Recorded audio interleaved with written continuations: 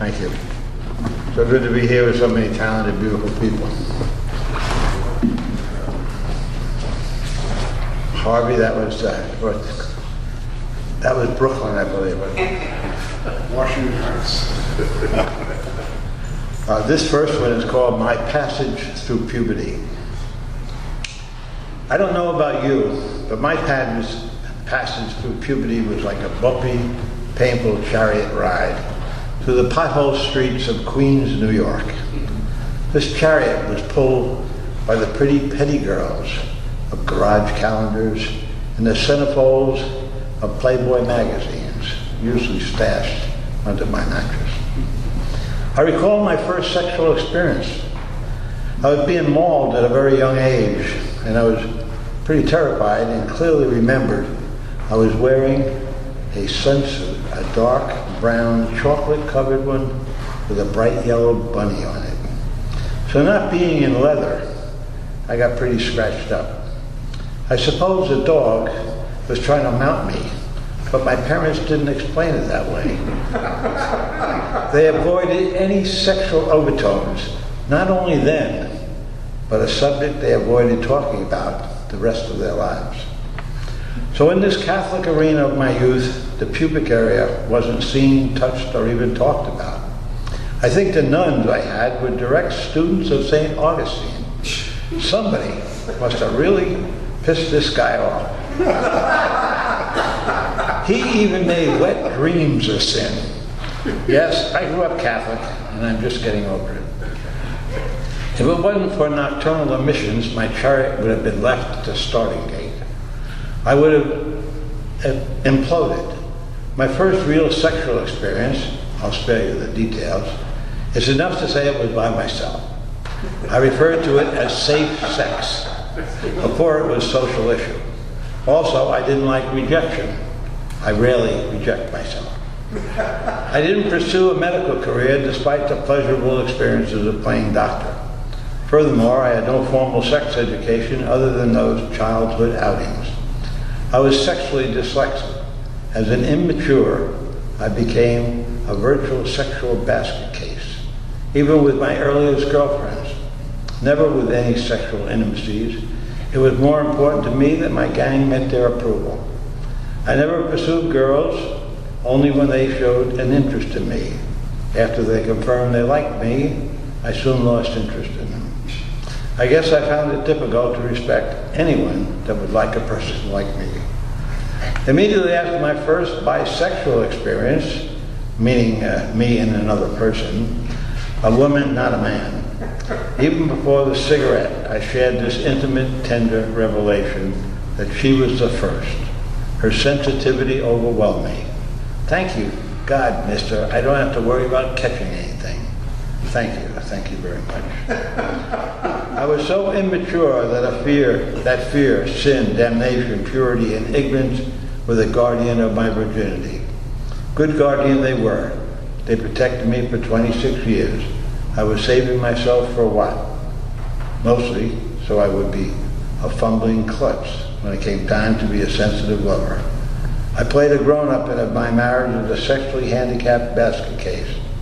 Some years later, I finally brought the subject of sex up during a drunken rage at a dinner party, waving a Joy of Sex book I had finally read.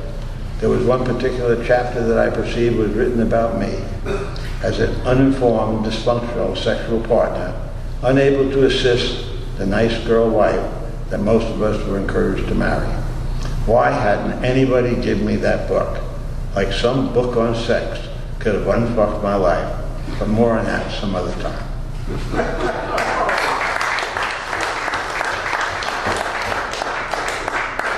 That was Queens. Assertion, the definition of assertion, a confident statement of fact or belief. This poem is called My Assertion. It is my assertion that the person who is ambitious or one who pursues a desire to be someone, to belong, and to fill their lives with people, possessions, ideas, and beliefs must remain extremely cautious. They must be alive, awake, and aware. For if they are not, alive, awake, and aware, it is most likely they will become dependent and attached to the things that work for them and fills their emptiness, as I did. When one is attached and dependent, one will not be free, as I was not free. Attachment and dependence also foster fear. It is most likely that a translucent or transparent fear will arise, as mine did. Fear and love do not make good roommates. I learned when there is fear, unconditional love is not accessible, as I knew not love. These are consequences of the unexamined life. When one is not aware or has no desire or is not willing to deal with and understand who they are and why they exist, then the laws of cause and effect will take place. I discovered all of the above while wallowing in self-pity and fear. Actually, it was more than fear. It was terrifying. I was face to face with the void, moments away from taking my life. This was the bottom of my insane alcoholic journey. My alcoholism has disabled me. I was no longer capable of filling this void. The void of aloneness, nothingness, and emptiness. I could no longer fill it by being someone, by belonging, and filling it with people, possessions, ideas, and beliefs.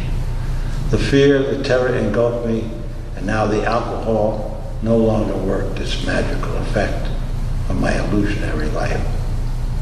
I was one of the fortunate. I survived to begin a new inner journey in life.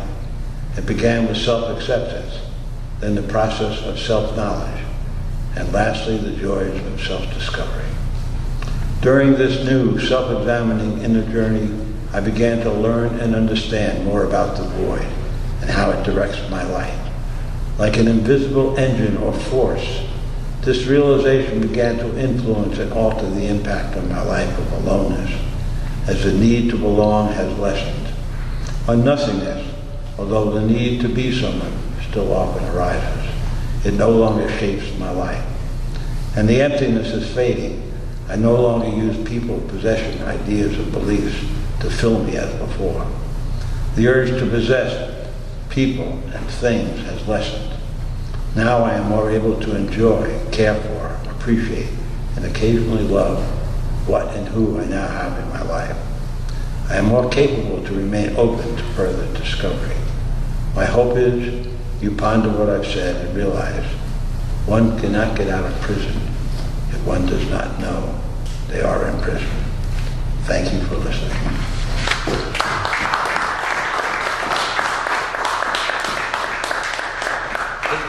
I'll take a little time more to read this. This is something I've used over the years. I read it the first time a few weeks ago somewhere. I have never read it out in public. Something I use as a tool. It's an alphabetical gratitude and realization list from A to Z. My daily mantra has become, life is a terminal illness. Let go, let life. I have much to be grateful for and have also come to some important realizations. A, all body parts are decaying, yet I survive, cope, and occasionally flourish. B, the brain included more alive, awake, and aware, and I no longer cultivate beliefs. C, certainty and permanence. They are false illusions and have consequences. D, distribution of food and all other materials are subject to the whims of nature and man's insanity. Yet look at all I have available to me. E, expectations, pleasant or unpleasant. They are an escape from what is and take me out of the present. I rarely cultivate expectations or beliefs. F, fear is not of the unknown, but of loss of the known. Fear is always with desire for more or for the less. My inner fears are about aloneness, nothingness, and emptiness. G, God for me is to be discovered, not believed in. H, heaven, hell, hope, more escapes from what is, versus discovering the truth and not hurting others. I, intelligence is my ability to see what is versus what should, could, or would have. J, judgment and justification, two major examples of inappropriate thinking. K, killing. It is the ultimate insanity of our species. L, love. Experience it only in puffs. I know it is, but I don't know what it is. Our species' greatest potential. M, moment. It is what I have. Being one with brings me to the moment. N, nothing. Nothing I can't do today. A new sense of empowerment, yet little need to do. O, other-driven versus self-driven versus truth-driven. O, orgasm is the only self-induced absence of the self I know of. Experiment versus a sin, what a paradigm shift. P, psychological self, created by thought, needed for survival, coping, and flourishing. The I self me, nicknamed the ego. I know I am more than this. Q, question life. No matter how noble, it is a move from what is. R, relationships. I relate to others in order to connect, to reach closeness and intimacy, to experience a communion with which is the arena of love. No more rights and wrong. Also, right no longer is the opposite of wrong. S, smug, another four-letter word. I personally will be careful about that one. T, thinking, the six-pack of inappropriate thinking. Condemnation, comparison, judgment, justification, images, and expectations. C squared plus J squared plus IE. U, use, abuse, and addiction, a helpful paradigm. Self-understanding is my priority in life. V, vision of self. Without this inner vision, outward power and position assume a vast importance, and we become more subject to authority and compulsion, the instrument of others. Today, I know I am enough. W, what is, a key concept in living, the ability to see what is, a different light. X, X-rated issues are still a force in my life. Balance, not judgment, is required. Why people in my life influence the direction of my lifestyle, get a fork in the path. Identify them and thank them. Z, Zen is indefinable as the real me is. Thank you.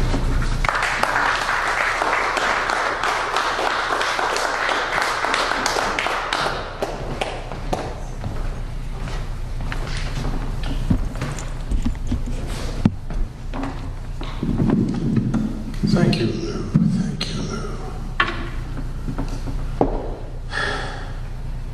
You now have me visualizing you in that brown jumper suit with the yellow bunny on it being humped by a dog. Who's the chap? I know. My dog still humps my leg.